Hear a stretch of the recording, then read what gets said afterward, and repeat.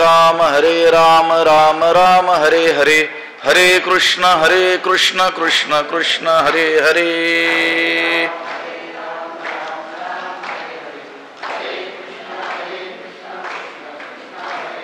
पुंडलीक वरदा हरी विठ्ठल श्री ज्ञानदेव तुकाराम. पंढरीनाथ भगवान की जय. माऊली ज्ञानेश्वर महाराज की जय. जगद्गुरु तुकाराम महाराज की जय. यद्यदाचरति श्रेष्ठस् तत्तदेवेतरो जनः स यत्प्रमाणं कुरुते लोकस्तदनुवर्तते. नमामि सद्गुरुं शान्तं सच्चिदानन्द विग्रहं पूर्ण ब्रह्म परानंद मीशमालंदी वल्लभम. नमो सद्गुरु तुकया ज्ञान दीपा, नमो सद्गुरु सच्चिदानंद रूपा, नमो सद्गुरु भक्त कल्याण मूर्ती, नमो सद्गुरु भास्करा पूर्ण कीर्ती. अखंड मंडलाकारं व्याप्तमेन चराचरं तत्पदं दर्शितमेन तस्मै श्री गुरवे नमः. जयांची केली स्मरण होय सकळ विद्यांचे अधिकरण, तेची बंधू श्री चरण श्री गुरूंचे ते नमस्कारोनी आता. यद्यदाचरति श्रेष्ठस् तत्तदेवेतरो जनः स यत्प्रमाणं कुरुते लोकस्तदनुवर्तते. ग्रंथराज ज्ञानेश्वरीच्या 3ऱ्या अध्यायाचं चिंतन आपण करतो आहोत आणि या 3ऱ्या अध्यायातील 21व्या क्रमांकाचा हा श्लोक आहे. या श्लोकाचा अन्वय आणि अर्थ आपण पाहूयात. श्रेष्ठः यत् यत् आचरति तत् तत् एव इतरः जनः आचरति. सः यत् प्रमाणं कुरुते तत् लोकः अनुवर्तते.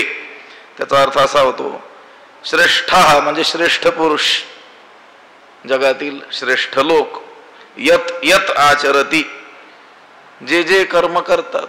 श्रेष्ठ पुरुष एक वचन घेतलं तर श्रेष्ठ पुरुष जे जे कर्म करतो. तत् तत् एव इतरः जनाः, ते तेच कर्म इतर लोक सामान्य लोक करत असतात. सहा यत् प्रमाणं कुरुते, तो श्रेष्ठ पुरुष जी गोष्ट प्रमाण मानतो म्हणजे ज्या कर्माला प्रमाणभूत करतो. लोकः तद अनुवर्तते, लोक त्याला अनुसरून वागत असतात. जगामध्ये श्रेष्ठ मानलेला मोठा मानलेला मनुष्य जे काही कर्म करतो तेच इतर सामान्य लोक करत असतात. श्रेष्ठ मनुष्य ज्या गोष्टीला प्रमाणभूत मानतो प्रमाण मानतो, लोक तिचंच काय करतात त्यालाच काय करतात अनुसरत असतात, प्रमाण मानत असतात. विषय काय चाललेला आहे की जे प्राप्तार्थ पुरुष आहेत, जे निष्कामतेला प्राप्त झालेले आहेत, त्यांना सुद्धा लोकांसाठी कर्तव्य उरलेलं आहे.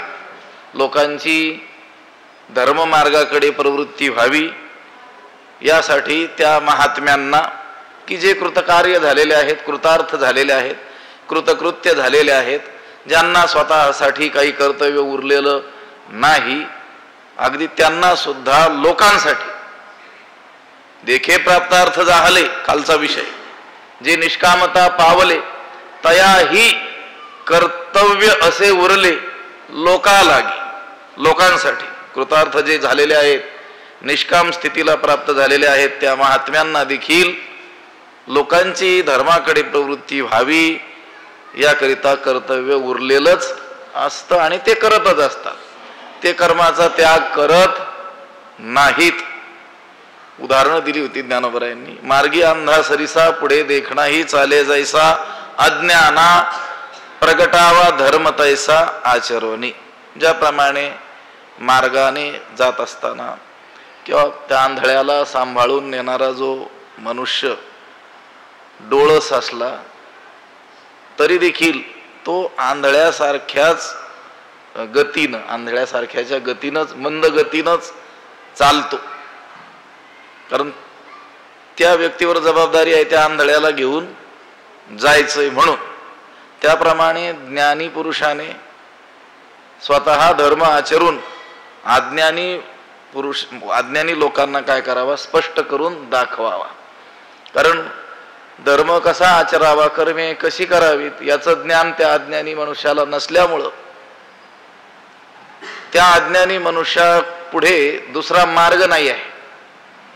म्हणून ज्ञानी माणसं, त्यांना कर्तव्य उरलेलं नाही, ते कृतार्थ झालेले आहेत, म्हणून आता कर्म करणं सोडतील. तर मग हागा ऐसे जरी न कीजे तरी अज्ञाना काय उमजे, तीही कवणे परी जाणी जे मार्गाते या. जर ज्ञानाने असं केलं नाही, म्हणजे त्यांना मार्गाला लावण्याकरिता कर्म केलं नाही, तर अज्ञानाला काय समजणार आहे, त्यांनी कोणत्या साधनाने या मार्गाला जाणावं. जाणण्याकरिता त्या अज्ञानाकडे दुसरा मार्गच नाही आहे. आणि जगामध्ये आपल्याला हे असं दिसून येतं की ज्याला श्रेष्ठ मानलेला आहे, मोठा मानलेला आहे, तो जे जे काही करत असतो तेच सामान्य लोक करत असतात. त्याचं काय करत असतात, अनुकरण, अनुसरण करत असतात. तो ज्या कर्माला प्रमाणभूत मानतो, सामान्य लोक त्याला अनुसरून वागत असतात. म्हणून त्या श्रेष्ठ पुरुषावरती ही जबाबदारी आहे की त्यानं स्वतःला जरी कर्तव्य उरलेलं नसलं, तो निष्काम स्थितीला पोहोचलेला असला तरी देखील लोकांसाठी मात्र त्याला कर्तव्य उरलेलं असल्यामुळं त्यानं आता त्या कर्ममार्गाचा त्याग करू नये, धर्ममार्ग आचरण सोडू नये. यद्यदाचरती श्रेष्ठस्तत्त देवेतरो जनः सयत प्रमाणं कुरुते लोकस्तदनु वर्तते. एथ वडील जे जे करीती तया नाम धर्म ठेविती, तेची एर अनुष्ठिती सामान्य सकळ. एथ वडील जे जे करीती तया धर्मो नाम ठेविती, एर सामान्य सकळ तेची अनुष्ठिती.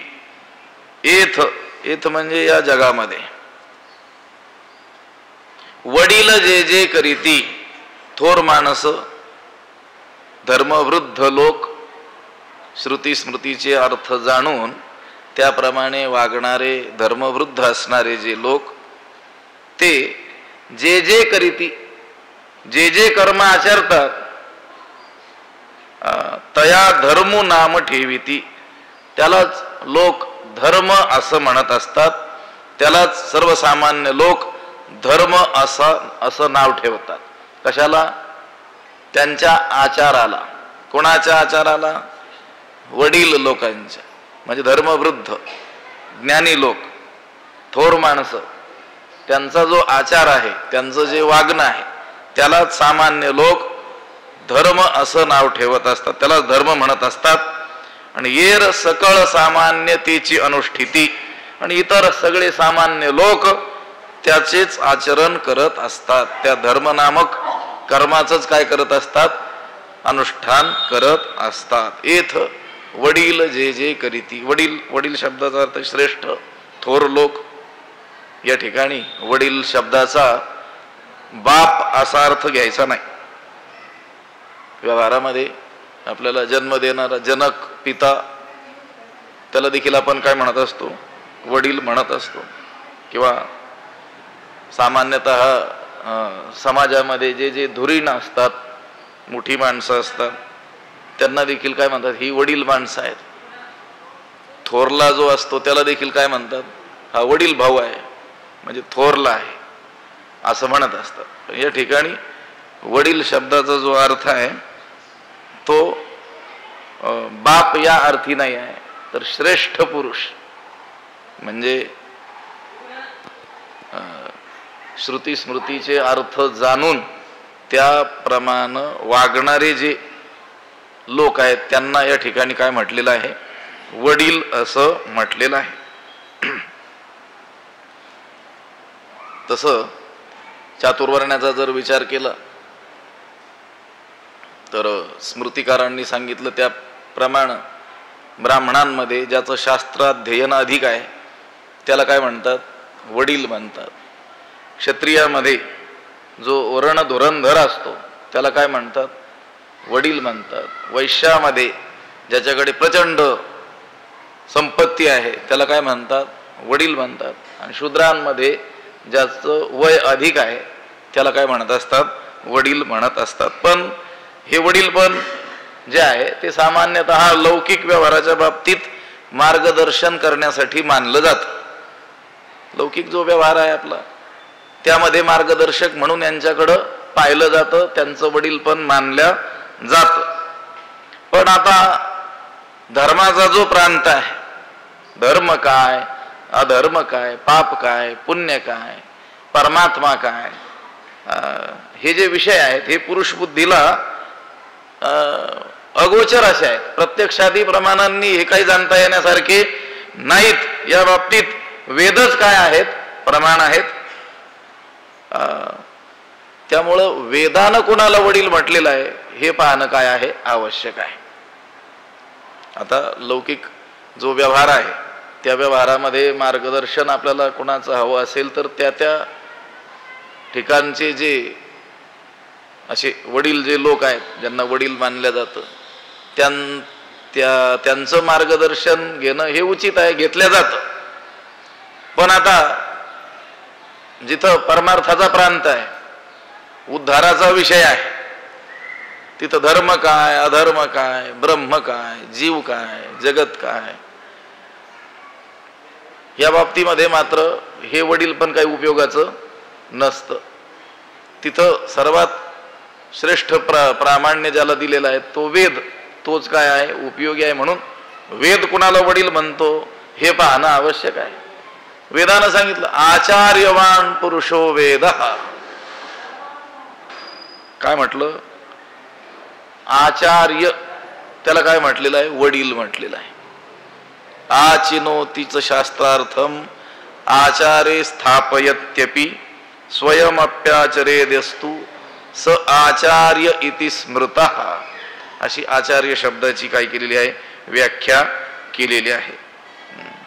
जो शास्त्राचा व्यवस्थित अभ्यास करतो, समन्वयपूर्वक त्या शास्त्राला जाणतो आणि त्या शास्त्राची आपल्या आचारामध्ये स्थापना करतो, स्वतः तसं काय करतो? आचरण करतो, त्याला काय म्हटलेलं आहे? आचार्य असं म्हटलेलं आहे. ज्ञानेश्वर महाराजांनी वडील शब्दाची व्याख्या करत असताना जवळजवळ अशीच केलेली आहे. तैसी श्रुती स्मृतीचे अर्थ आपणची होऊनी मूर्त अनुष्ठाने जगा देत वडील जे. त्या ठिकाणी वडील शब्दाची काय केलेली आहे? व्याख्या केलेली आहे. श्रुती स्मृतीचे अर्थ आपणची होऊनी मूर्त. श्रुती म्हणजे वेद, स्मृती म्हणजे शास्त्र. वेदशास्त्राचे जे अर्थ आहेत ते जणू काही ते अर्थरूप आपण झालेले आहेत. त्याचा अर्थ काय? म्हणजे स्वतः ते ब्रह्मरूप होऊन गेलेले आहेत आणि विहित कर्माचं आचरण करून लोकांना मार्गदर्शन करतात. त्यांना काय म्हटलेलं आहे? वडील म्हटलेलं आहे. वडील. अनुष्ठाने जगा देत, केवळ जगा सांगत असं नाही, ते आचरण करून दाखवतात. त्यांना काय म्हटलेलं आहे? वडील. त्या रीतीनं हे सगळे साधू संत लोक हे कोण आहेत? वडील आहेत. आणि मग ह्या वडिलांचा जो आचार आहे, इथ वडील जे जे करीती तया नाम धर्म ठेविती, तेची एर अनुष्ठिती सामान्य सकळ. सामान्य लोकांची रीती अशी असते की श्रेष्ठ माणसं जसे वागतात तसं ते वागत असतात. म्हणून आई वडील असतील, शिक्षक असतील, राज्यकर्ते राजा असेल, अजून समाजाला मार्गदर्शन करणारे आणखी कोणी लोक असतील, कथाकार असतील, कीर्तनकार असतील, यांच्यावर काय आहे? एक मोठी जबाबदारी आहे की त्यांनी आपला विचार आहे, उच्चार आहे, आचार आहे, हा सर्व बाबतीमध्ये योग्य असा ठेवला पाहिजे, कारण त्यांच्याकडे बघून सामान्य लोक आपला आचार ठरवत असतात, त्यांचं अनुसरण करत असतात. एथ वडील जे जे करीती तया नाम धर्म ठेविती. या जगामध्ये श्रुती स्मृतीचे अर्थ जाणून त्याप्रमाणे वागणारे जे धर्मवृद्ध आहेत, ते जे जे कर्म करतात त्या कर्मालाच इतर सामान्य लोक काय म्हणत असतात? धर्म म्हणत असतात. आणि त्या धर्म ज्याला नाव ठेवलं त्या कर्माचंच काय करत असतात? अनुष्ठान करत असतात. हे असं स्वभावतःच आहे, हे पूर्वापार असंच चालत आलेलं आहे. हे पहा, घरामध्ये नाही का मुलं असतात, त्यातील जी मोठी मुलं असतात त्यांच्यावरही काय असते? जबाबदारी असते. आई वडील सांगत असतात त्यांना, तुझं बघून हा लहाना काय करतो तसं करतो, म्हणून तू देखील काय वागलं पाहिजे? जबाबदारीनं वागलं पाहिजे. कारण तो त्याच्यापेक्षा काय आहे? वडील. व्यवहारातला का होईना वडील मानला गेलेला आहे ना. मग त्याला प्रमाण काय आहे? याचं वागणं त्याला प्रमाण असतं. हा करतो म्हणून मग मीही केलं पाहिजे. म्हणून आपल्या वैदिक संस्कृतीमध्ये केवळ सांगण्याला महत्व नाही आहे, ते करून दाखवण्याला महत्व आहे. आता आमचे श्री गुरु स्वामीजी म्हणत असतात, 100 तास बोलणारापेक्षा 1 तास करून दाखवणारा मला अधिक आवडतो. नुसतं बोलायला काय लागतं? दुसऱ्याला सांगायला काय लागतं? फक्त काय करायचं? बोलायचं. पण ते करून दाखवणं हे काय आहे? महत्वाचं आहे. संतांनी केवळ सांगितलंय का? नाही. तुका म्हणे करुणी दावी, त्याचे पाय माझे जीवी. तुकोबाराय म्हणतात, त्याचे चरण मी माझ्या अंतकरणात ठेवतो. म्हणजे त्याला पूज्य मी मानतो. कोणाला? जो करून दाखवतो. बोले तैसा चाले, त्याची वंदावी पाऊले.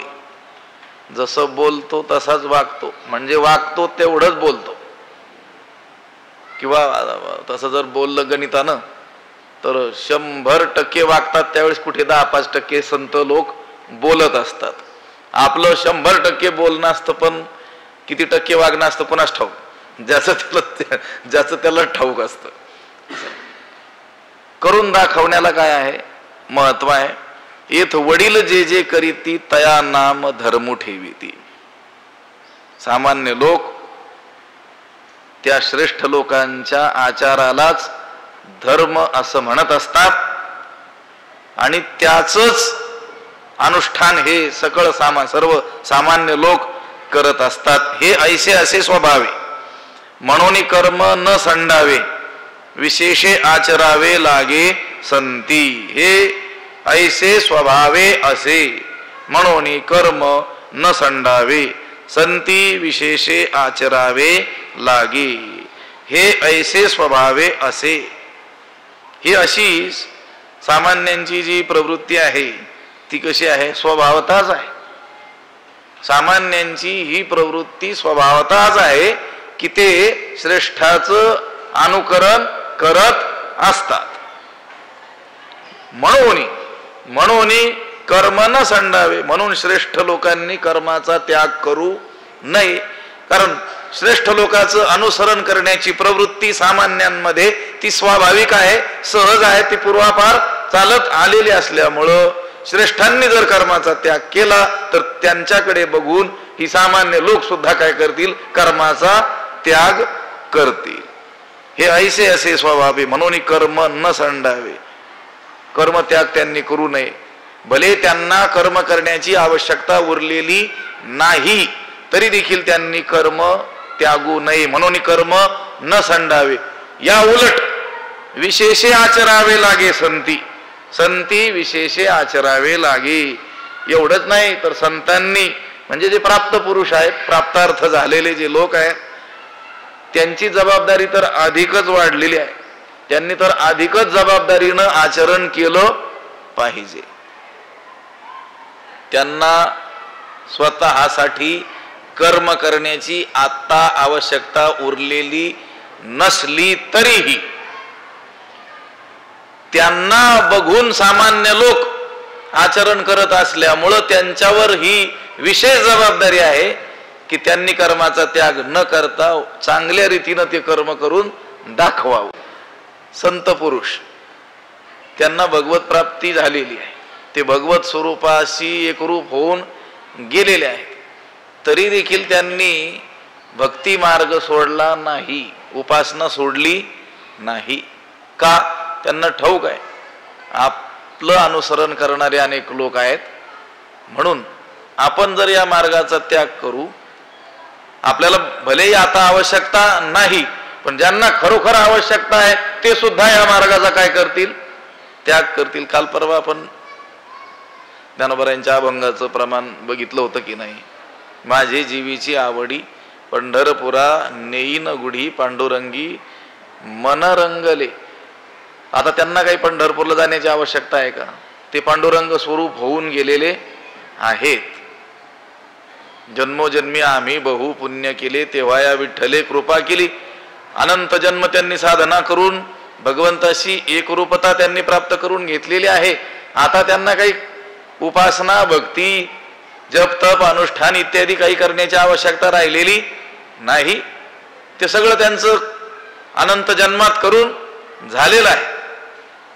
पण तरी देखील ते त्या भक्ती मार्गाचा त्याग करत नाहीत. का? त्यांना ठाऊक आहे, लोकांचा असा स्वभाव आहे की श्रेष्ठांचं काय करणं? अनुकरण करणं. हा सामान्य मनुष्याचा काय आहे? स्वभाव आहे. हे ऐसे असे स्वभावे, हे असं स्वाभाविकच आहे. काय स्वाभाविक आहे? हे वरच्या गोवीत सांगितलं, ते येथ वडील जे जे करीती तया नाम धर्म ठेवीती तेची येर अनुष्ठिती सामान्य सकळ, हे ऐसे असे स्वभावे, हे असं स्वभावताच आहे. म्हणून कर्म न संडावे. स्वभावे म्हणजे साहजिकपणे, साधारणतः सामान्य लोकांची प्रवृत्ती ही श्रेष्ठ लोकांचं आचरण करण्याची असते, त्यांना अनुसरण्याची असते. आता कधी कधी यातून गतानुगतिकता देखील घडत असते. शास्त्रानं सांगितलेलं आहे, गतानुगतिको लोके न लोक पारमार्थिका वालुका लिंग मात्रे न कथम मे ताम्र भाजनम किंवा गतम मे ताम्र भाजनम. कोणत्याही गोष्टीचा विचार न करता मोठा माणूस करतो, म्हणून डोळे झाकून सामान्य लोक देखील तसंच करत असतात. गतानुगतिक ही काय आहे? ही प्रवृत्ती आहे. ही स्वभावताच ही काय आहे? प्रवृत्ती आहे. आता उच्चारलेला जो श्लोक आहे, वालुका लिंग मात्रेन कथम गतम मे ताम्र भाजनम, एक संन्यासी परिव्राजक भ्रमण करणं हा ज्याचा स्वभाव आहे, असा श्रेष्ठ संन्यासी पुरुष गंगेच्या काठानं प्रवास करत असताना एका ठिकाणी थांबून स्नान वगैरे करून पूजाविधी वगैरे करावा असं त्याच्या मनात आलं चालताना. आणि मग तो थांबला, पण त्याच्याकडे एक तांब्याचं काय होतं? भांड होतं. तो जपायचा त्या तांब्याच्या पात्राला. त्याला वाटलं थोडंसं शौचविधी वगैरे उरकून येऊ आणि मग काय करू, गंगेमध्ये स्नान करून इथंच संध्यावंदनादी करूयात. आता हे पात्र हे कसं सोबत ठेवायचं? और इथं ठेवून जायचं, हे कोणी घेऊन गेलं तर. म्हणून मग काय केलं त्यानं? ते वाळूमध्ये पुरलं आणि ते लक्षात यावं म्हणून त्याच्यावर महादेवाची वाळूची पिंड तयार केली आणि ते गेला. पाठीमागून अनेक लोक आले, त्यांनी पाहिलं आज काहीतरी विशिष्ट तिथी दिसते आणि वाळुकेचं लिंग तयार करून पूजनाचा आज विधी दिसतोय म्हणे. त्यांनी प्रत्येकाने काय केलं? एक एक पिंड तयार केली. त्यांनी विचार केला का हे कोणी केलं असेल, हे आपण करणं उचित आहे का? नाही, कोणीतरी मोठा माणूस असेल, श्रेष्ठ महात्मा असेल, त्यानं हे केलं असेल म्हणून त्या सगळ्यांनी केलं. 100-200 वाळूच्या पिंडी तयार झालेल्या त्याला येईपर्यंत. आता आल्यानंतर मग त्याला कष्ट पडले. गतम मे ताम्र भाजनम, माझं तांब्याचं भांड हरवलं म्हणे तो. लोक कसे आहेत? गतानुगतिक आहेत. मोठा माणूस जे करतो त्याचा विचार न करता डोळे झाकून ही मागची माणसं करत असतात. म्हणून मोठ्या माणसावरती जबाबदारी असते की जबाबदारीनं वागलं पाहिजे, ही मोठी जबाबदारी त्याच्यावर असते. कारण हे सामान्य जे लोक आहेत यांचा हा स्वभाव आहे की मोठ्यांचं काय करणं, अनुसरण करणं, अनुकरण करणं, हे ऐसे असे स्वभाव आहे. म्हणून त्या मोठ्या माणसावर जबाबदारी आहे, कर्म न संडावे. प्राप्तार्थ जरी झालेला असला तो महात्मा तरी देखील त्यानं कर्माचा त्याग करू नये. हे पहा, ज्ञानोबाराय इथं नेवासेला येण्यापूर्वी पैठणास जे आले होते शुद्धीपत्र मिळवण्याकरिता, आता त्यांना शुद्धीपत्राची आवश्यकता होती का काही? वास्तविक पाहता नाही. पण तरी देखील त्यांनी सांगितलं, प्रत्यवाय आहे अशास्त्री चालता पावन अवस्था जरी झाली, जरी पावन अवस्था प्राप्त झालेली असली तरी देखील अशास्त्री चालता प्रत्यवाय आहे. शास्त्रविरुद्ध वागू नये, शास्त्रानुसारच वागलं पाहिजे हे लोकांना कळावं म्हणून आपल्याला शुद्धीपत्राची आवश्यकता नसताना सुद्धा ते शुद्धीपत्र आणण्याकरिता कुठे गेले? पैठणास गेले होते. आता त्यांना आवश्यकता होती का? नव्हती. पण त्यांच्या नंतर जर असा प्रसंग कोणावर ओढावला असता तर ते लोक काय म्हटले असते? ज्ञानोबारायांनी कुठं शुद्धीपत्र आणलं होतं? त्या ज्ञानोबाराय आदी भावंडांनी कुठं शुद्धीपत्र मिळवलं होतं? मग आपल्याला ही गरज नाही. त्यांना गरज असताना ते म्हटले असते गरज नाही. म्हणून यांना गरज नसताना सुद्धा यांनी गरज दाखवली.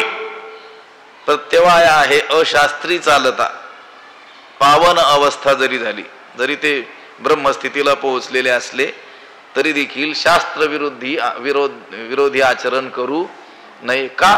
कारण त्यांचं अनुकरण दुसरे करत असल्यामुळे तीही तसंच करतील.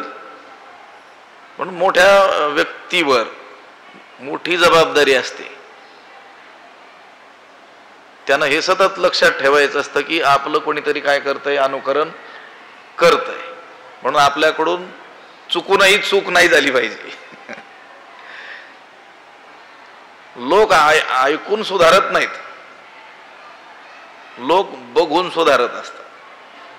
म्हणून आपण लोकांना सांगण्यापेक्षा आपण काय करायचं असतं, करून दाखवायचं असतं. साधू संतांचा कल त्याच बाजूला अधिक असलेला आपल्याला दिसून येतो. हे ऐसे असे स्वभावे म्हणून कर्म न संडावे विशेषे आचरावे लागे संती. म्हणजे प्राप्तार्थ जो पुरुष आहे, आता त्याला आत्मज्ञान प्राप्तीची ती काय आवश्यकता नाही आहे. त्याला आत्मज्ञान प्राप्त झालेलं आहे तरी देखील लोकमर्यादेचं संरक्षण करण्याकरिता स्ववर्णाश्रम विहित कर्म तो करत असतो. विशेषे आचरावे लागे संती. आता हा जो भाग आहे हा आपल्या सामान्यांसाठी नाही आहे. आत्ताचा हा जो भाग चाललेला आहे ना, हा कोणासाठी आहे? प्राप्तार्थ जे झालेले आहेत त्यांना ज्ञानोबाराय सांगतात की आता तुम्ही ब्राह्मी स्थितीला प्राप्त झाले म्हणून आता काही शांत बसू नका. उलट आता आणखी चांगल्या रीतीनं कर्म लोकांना करून दाखवा, जेणेकरून तुम्हाला अनुसरणारा जो समाज आहे तो तसंच करील. एक गोष्ट आठवली, सांगतो आपल्याला. हे आता मी प्रमाण सांगितलं नामदेवरायांचं. प्रत्यवाय आहे अशास्त्री चालता पावन अवस्था जरी झाली. बालगंधर्व नाव सगळ्यांना ठाऊक आहे. पुण्यामध्ये त्यांच्या नावाचं एक ते आहे काहीतरी. मोठे संगीतकार, अभिनेते प्रख्यात होते त्या काळामध्ये. पंढरपूरला आषाढीच्या वेळेस ते ज्यावेळेस जात असत त्यावेळेस गुरुनाम गुरु बंकट स्वामी महाराज त्यांचा काकडा ऐकायला ते जाऊन बसायचे. कोण? बालगंधर्व. की ज्यांचं संगीत किंवा अभिनय ऐकायला बघायला देश विदेशातून लोक यायचे ते बंकट स्वामी महाराजांचा काकडा ऐकण्यासाठी पंढरपुरात तिथं बसत असत. आत्ताच्या नामांकित कीर्तनकाराच्या कीर्तनाला जेवढी गर्दी होत नसते तेवढी गर्दी बंकट स्वामींच्या काकडा श्रवणासाठी व्हायची. तो जो बंकट स्वामींचा मठ आहे ते सगळे मजले ते भरून जायचे सकाळी पहाटे. मग बरीच वर्ष असं झालं. एकदा बालगंधर्व एकांतात बंकट स्वामी महाराजांकडे आले आणि त्यांना म्हटले, स्वामीजी, मी प्रतिवर्षी आषाढीला आल्यानंतर आपला काकडा ऐकायला येत असतो. आपणही कधीतरी पुण्याला आल्यानंतर आमच्या नाटकाच्या प्रयोगाला या, असं म्हटले. हे मोठ्या लोकांच्या मुखातून मी ऐकलेलं आहे, सांगतो आपल्याला. त्यावेळेस त्यांनी सांगितलं होतं मला येता येणार नाही. त्याचं कारण सांगताना त्यांनी सांगितलं होतं की लाखो वारकरी समाज माझं अनुकरण करतोय, म्हणजे माझ्या प्रत्येक कृतीला प्रमाण मानतोय. हे जे येत वडील जे जे करीती तया नाम धर्म ठेवीती. मी जर तुमच्या नाटकाच्या प्रयोगाला आलो तर मला अनुसरणारे लोक तमाशाला जातील. हे आठवलं म्हणून सांगितलं सहज. हे ऐसे असे स्वभाव आहे, म्हणून कर्म न सांडावे. आता ते गेले असते तर त्यांना काही दोष लागला नसता. ते तर ब्राह्मी स्थितीत ते मग्न आहेत, ते काय कुठेही गेले तर त्यांना दोष थोडाच लागणार आहे. पण त्यांचं बघून त्यांना अनुसरणारा जो समाज आहे तो मात्र विचार करणार नाही. तो म्हणेल स्वामीजीच जातात तर मला जायला काय हरकत आहे. लक्षात आलं. म्हणून या आध्यात्मिक प्रांतातील लोकांना फार जपून वागावं लागतं. हॉटेलात जायचं नसतं. लोक म्हणतील महाराजच जातात मग आपल्याला काय हरकत आहे. म्हणजे बरेचसे बारकावे आहेत, सगळं नाही सांगता येत. हे ऐसे असे स्वभावे म्हणून कर्म न संडावे, विशेषे आचरावे लागे संती. उलट चांगल्या रीतीनं ते काय करायचंय, आचरून दाखवायचंय, आवश्यकता नसताना सुद्धा. माग जनकाचं उदाहरण दिलं होतं अर्जुनाला. कर्मणैव हि संसिद्धी मास्थिता जनकादयः लोकसंग्रहमेवापि संपश्यन कर्तुमर्हसि. इथं भगवंत स्वतःचं उदाहरण देतात. आतापर्यंत काय चाललं की जे श्रेष्ठ महात्मे आहेत, प्राप्तार्थ आहेत, ब्राह्मी स्थितीला प्राप्त झाले, भगवत रूप होऊन गेलेले आहेत, त्यांना स्वतः कर्म करण्याची आवश्यकता उरलेली नाही. तरी देखील सामान्य लोकांचा स्वभाव असा आहे की ते काय करत असतात, श्रेष्ठ लोकांच्या आचरणाला धर्म असं नाव ठेवत असतात आणि त्या धर्माचंच काय करत असतात, आचरण करत असतात. हे असं स्वाभाविक असल्यामुळं संत पुरुषांनी, ज्ञानी पुरुषांनी कर्म त्यागू नये, उलट चांगल्या रीतीनं करून दाखवावं. आता भगवंत स्वतःवर स्वतःचं उदाहरण देतात. अर्जुनाला असं सांगतात की अर्जुना हे पहा, त्रैलोक्यामध्ये मला कोणतं कर्तव्य आहे का, मी हे केलंच पाहिजे असं काय आहे का माझ्यासाठी. सामान्यांसाठी, आज्ञजनांसाठी वेद काय करतोय, आज्ञा करतो इदम करू, हे केलं पाहिजे, इदम मा करू, हे करू नकोस. तसं देवाला कोणी सांगेल का, नाही सांगणार. मला या त्रैलोक्यात काही कर्तव्य नाही. बर, काही मिळवायचं असेल तर काही कर्तव्य असतं, काही प्राप्तव्य असेल, काही मिळवणं शेष असेल तर करणं काय असेल तर बाकी राहिलेलं असतं.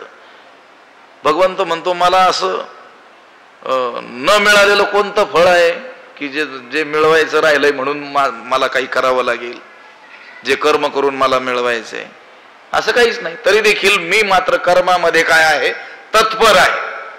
स्वतःचं उदाहरण देतात. नमे पार्थास्ति कर्तव्यम त्रिषु लोकेषु किंचन नानवाप्तमवाप्तव्यम वर्त एवच कर्मणि.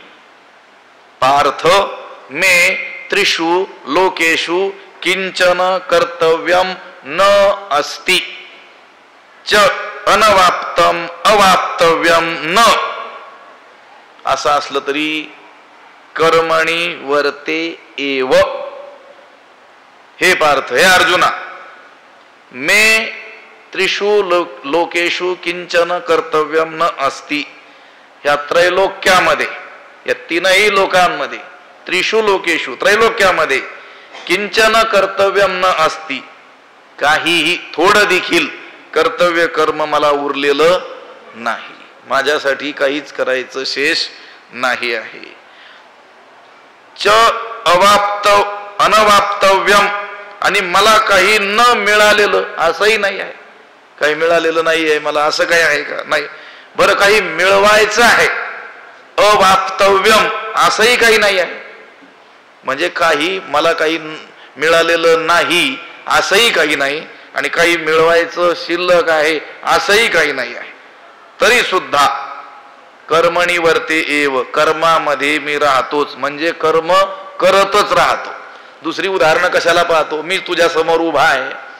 या त्रैलोक्यामध्ये मला कोणतंही कर्तव्य उरलेलं नसताना देखील मी सतत काय करतो आहे? कर्म करतो आहे. हे मीच तुझ्या समोर काय आहे? मोठं उदाहरण आहे. आता आणिकाची या गोठी कायशा सांगो किरीटी, देखे मीची ये रहाटी वर्तत असे. किरीटी, हे अर्जुना, आता आणिकाची या गोठी तुझं काही सांगो, देखे मीची ये रहाटी वर्तत असे. अर्जुना, आता दुसऱ्याच्या गोष्टी मी तुला कशाला सांगू? उदाहरण हे पहा, आपण व्यवहारात सांगत असताना दुसऱ्याची ज्या वेळेस उदाहरणं सांगतो त्यावेळेस फारसा परिणाम समोरच्यावर होत नाही, पण स्वतःचं उदाहरण ज्या वेळेस सांगतो त्यावेळेस मात्र त्या बोलण्याचा काय होत असतो? अधिक प्रभाव होत असतो. आता आम्ही नुसतंच जर लोकांना सांगितलं, जनाबाईंनी सांगितलं वाचावी ज्ञानेश्वरी, डोळा पाहावी पंढरी, ज्ञान हो या ज्ञानासी, जनाबाई असं सांगतात, नामदेवराय असं सांगतात. त्यापेक्षा त्यानं जर सांगितलं स्वतःच, मला अध्यात्मातलं काडीचंही ज्ञान नव्हतं, मी अज्ञ होतो, अडाणी होतो, पण संत पुरुषांचं ऐकून मी ज्ञानेश्वरीचं काय केलं? अनुष्ठान केलं. तर खरोखर संत पुरुषांनी सांगितलं त्याप्रमाणे मला यामध्ये ज्ञान झालं. असं जर उदाहरण त्यानं स्वतःचं सांगितलं तर ते अधिक काय होतं? परिणामकारक होतं, दुसऱ्याची उदाहरणं सांगण्यापेक्षा. म्हणून भगवंत म्हणतात, आणिकाची या गोष्टी कायशा सांगू किरीटी, हे किरीटी, हे अर्जुना, तुला इतरांच्या गोष्टी कशाला सांगू? देखे मीची ये रहाटी वर्तत असे, मी स्वतःच या धर्ममार्गाने वर्तन करत आहे, हे प्रत्यक्षच बघतो. मला काही आवश्यकता आहे का कर्म करण्याची? नाही. तरी देखील मी काय करतो? ये रहाटी याच रीतीनं वागतो आहे. आता भगवंत त्याच्या सामर्थ्याचा विचार केला तर त्यानंच सांगितलं, गतीर भरता प्रभू साक्षी निवासस शरणम सुरू. तो पूर्ण काम आहे. जो पूर्णतेचा परिणाम पुरुषोगा, पूर्णतेचा परिणाम असल्या तो परमात्मा आहे. जो पूर्णतेचा परिणाम पुरुषोगा सर्वोत्तम, विश्रांतीचा आहे विश्राम विराला जेथे, असा तो जो सर्व समर्थ असलेला परमात्मा तोच म्हणतो आहे की मी इतरांच्या गोष्टी तुला कशाला सांगू, मी स्वतःच या धर्ममार्गाने वर्तन करत आहे, हे प्रत्यक्षच तू पहा, देखे.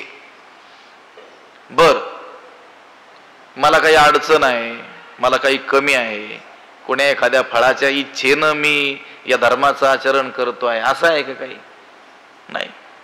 काय साकडे काही माते की कवणे की आरते, आचरे मी धर्माते म्हणशी जरी, तरी पुरतेपणा लागी आणि दुसरा नाही जगी, ऐशी सामग्री माझ्या अंगी जाणसी तू. ही युग्म आहे दोन ओव्यांचं.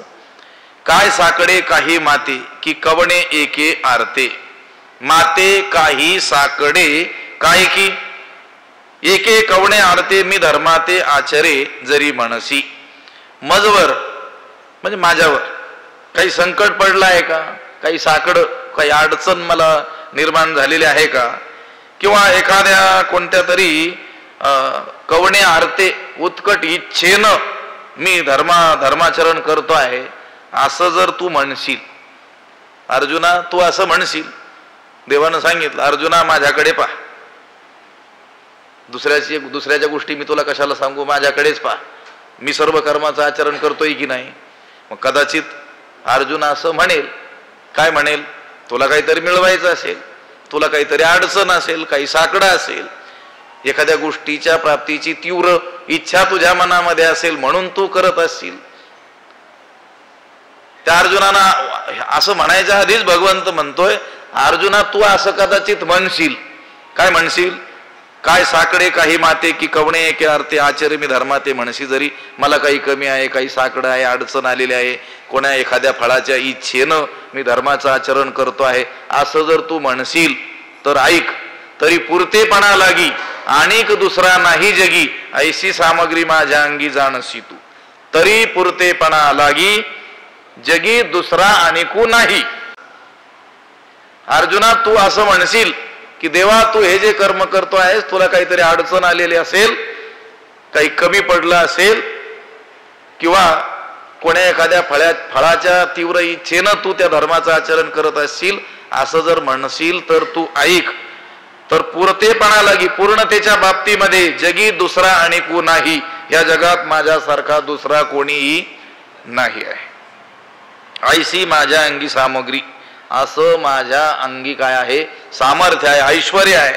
हे तू जाणसी, जाणतोसच, तुला तर ठाऊकच आहे ना, तुला काही वेगळं सांगण्याची गरज नाही आहे. पूर्णतेच्या बाबतीमध्ये पुरतेपणा लागी पूर्णतेच्या बाबतीमध्ये आणिक दुसरा नाही जगी, जगी दुसरा आणिक नाही, माझ्यासारखा या जगामध्ये दुसरा कोणीही नाही आहे. ऐशी सामग्री माझ्या अंगी जाणसी, इतकी पूर्णता किंवा सर्व प्रकारचं सामर्थ्य माझ्या अंगी आहे हे तू जाणतो आहेसच. आता ते समान वयाचेच जवळजवळ असल्यामुळं भगवंताचं सामर्थ्य किंवा बालपण हे सगळं त्यांच्या समोरच आहे, भगवंताचं चरित्र अर्जुनाच्या समोरच आहे. म्हणून भगवंत म्हणतो हे तू जाणतोसच की माझ्यासारखा या जगामध्ये पूर्णतेच्या बाबतीमध्ये कोणीही नाही आहे, सर्व प्रकारचे सामर्थ्य माझ्या अंगी आहे हे तू जाणतो. मृत गुरुपुत्र आणिला तो तुवा पवाडा देखिला, तोही मी उगला कर्मी वरते. मृत गुरुपुत्र आणिला तो पवाडा तुवा देखिला. गुरूंचा मेलेला पुत्र मुलगा मी यमलोकाहून परत आणला, आणि तो माझा पराक्रम पवाडा तू देखिला, तू पाहिलेला आहेस, तू जाणतो आहेस. असा जो मी, की एवढा मी समर्थ की संदीपनी ऋषीचा म्हणजे माझ्या गुरूंचा मृतपुत्र मेलेला पुत्र कुठून यमलोकाहून मी परत मागे आणला हे तू जाणलेला आहे. हा माझा पराक्रम तू प्रत्यक्ष पाहिलेला आहे. असा समर्थ असलेलो मी, तोही मी उगला कर्मी वरते. असा मी, असा सर्व समर्थ असलेला मी सुद्धा निमुटपणे उगला, निमुटपणे कर्मी वरते, कर्म आचरत असतो. मला कर्म करण्याची काही आवश्यकता आहे का? नाही. सर्व प्रकारचं सामर्थ्य माझ्या अंगी आहे. पूर्णतेच्या बाबतीमध्ये या जगामध्ये माझी बरोबरी करू शकेल असा दुसरा कोणीही नाही आहे. सर्व प्रकारचं सामर्थ्य माझ्या अंगी आहे. मला कोणत्याही प्रकारचं साकडं नाही आहे. तरी देखील मी काय करतो? शांतपणे उगला, निमुटपणे काय करतो? कर्माचं आचरण करतो. हे कशासाठी? मला अनुसरणारे जे लोक आहेत त्यांनी कर्माचा त्याग करू नये म्हणून. मृत गुरुपुत्र आणिला, मोठी कथा आहे. संदीपानी ऋषीच्या घरी अध्ययनासाठी भगवंत राहिलेले असताना वेदांगाचं अध्ययन झाल्यानंतर गुरुदक्षिणा काय देऊ असं भगवंतानं विचारलं. तेव्हा संदीपानी म्हणाले होते, माझा दत्त नावाचा जो पुत्र आहे तो समुद्रात बुडून मेला, तो मला परत मिळावा अशी इच्छा आहे. भगवान श्रीकृष्ण यमलोकात गेले, यमाचा पराभव केला आणि तिथून तो गुरुपुत्र संदीपानी ऋषीला आणून दिला. असं कुठं जाऊन कोणी काय म्हणतात त्याला आजच्या भाषेत किडनॅप केलं होतं तो घेऊन आले असं काही नाही. मेलेला, बरं मेलेला कुठं जात असतो? यम गच्छन्ति यम मंदिरम, यमलोकी, आणि तिथं जाऊन तू घेऊन आलो. एवढं सामर्थ्य माझ्या अंगी आहे. तरी देखील मी काय करतो? निमुटपणे कर्म करतच राहतो. आपल्या अंगी तेवढं सामर्थ्य असतं तर आपण म्हटलं असतं आपल्याला करण्याची काही आवश्यकता नाही. हे वाक्य चांगलं पाठ आहे आपल्याला. आणि हे आपल्या घरातील मुलांच्या वर देखील हेच बिंबवतो आपण. तुला करायची काही आवश्यकता नाही आहे, तुला पोटापुरतं खूप आहे. मग त्याच्यावर संस्कार झाल्यामुळं मग तोही समजत असतो आता काही पुरुषार्थ करण्याची गरज नाही आहे. भगवंत म्हणतो एवढं माझ्यामध्ये हे सामर्थ्य आहे तरी देखील मी शांतपणानं कर्मामध्ये तत्पर आहेच आहे. पुंडलिक वरदा हरिविठ्ठल श्री ज्ञानदेव तुकाराम पंढरीनाथ भगवान की जय. माऊली ज्ञानेश्वर जगद्गुरु तुकाराम महाराज की जय. विठ्ठल विठ्ठल विठ्ठल. पुंडलिक वरदा हरिविठ्ठल श्री ज्ञानदेव तुकाराम पंढरीनाथ भगवान माऊली ज्ञानेश्वर महाराज की जय. आता विश्वात्मके देवी येणे वाग्यज्ञे तोषावे तोषोनी मज द्यावे पसायदा नाही. जे खळांची व्यंकटी सांडू तया सत्कर्मी रती वाढू भूता परस्परे पडो मैत्र जीवांचे. विश्वस्वधर्म सूर्ये पाहो जो जे वांछील तो तेला हो. प्राणीजात वर्षत सकळ मंगळी ईश्वर निष्ठांची मांदियाळी. अनवरत भूमंडळी भेटतो या भूता. चला कल्पतरूंचे आरव चेतना चिंतामणीचे गाव. बोलत्ये जे अर्णव पियुषांचे. चंद्रमे जे अलांछन मार्तंड जे तापहीन. ते सर्वाही सदा सज्जन सोयरे होतू.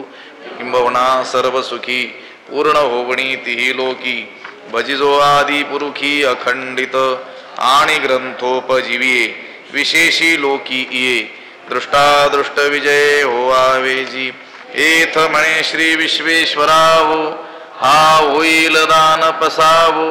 येणे वरे ज्ञान देवो सुखिया झाला. येणे वरे ज्ञान देवो सुखिया झाला. येणे वरे ज्ञान देवो सुखिया झाला. पुंडलिक वरदा हरिविठ्ठल श्री ज्ञानदेव तुकाराम पंढरीनाथ भगवान की. माऊली ज्ञानेश्वर महाराज जगद्गुरु तुकाराम महाराज. शांती ब्रह्म एकनाथ महाराज की. सद्गुरु बंशी महाराज की जय. सद्गुरु जोग महाराज की जय.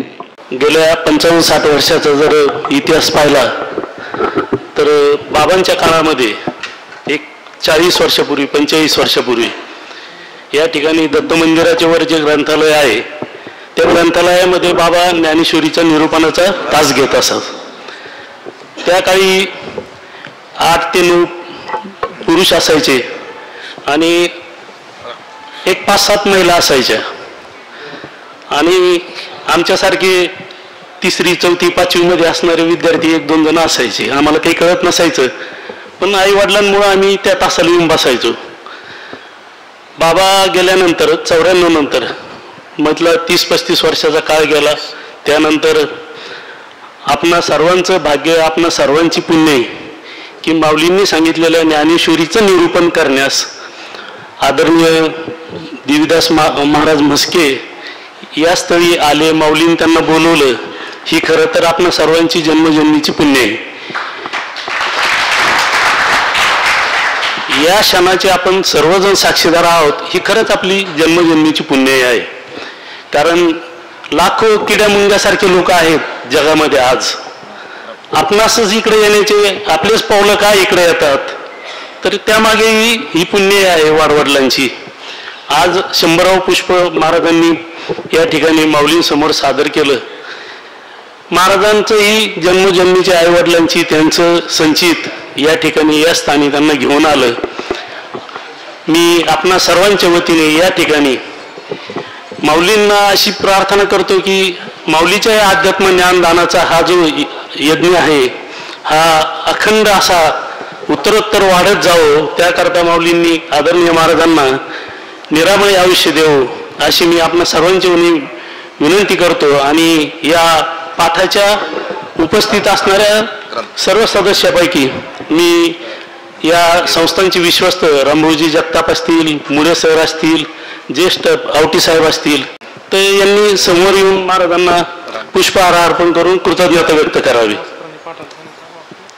आपणा सर्वांवर याचबरोबर एक जबाबदारी आहे की आपण या अध्यात्म दानाचं जे कार्य चालू आहे याचा प्रचार आणि प्रसार कसा होईल हे आपणा सर्वांवर अवलंबून आहे. आपण त्याचा आपल्या गावामध्ये असेल, तालुक्यामध्ये असेल, सर्वांनी आपल्या परीने लोकांना प्रबोधन करण्याचं, सांगण्याचं कर्तव्य आपलं आहे. येणं त्यांचं संचित, त्यांचं प्रारब्ध.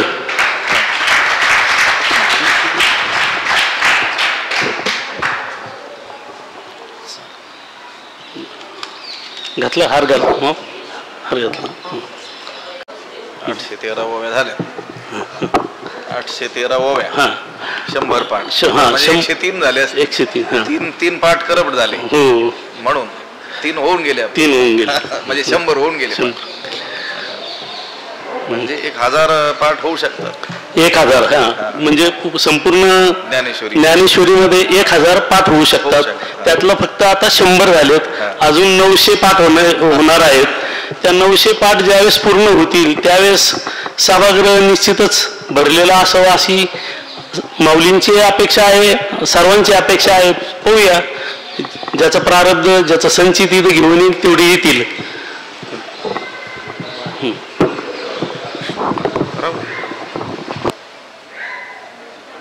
माझ्या जीवन कार्यामध्ये घडावं आणि ते निश्चित घडेल. महाराज माऊली ते आपणाकडून निश्चित करून घेईल, याबद्दल काही शंका वाटत नाही.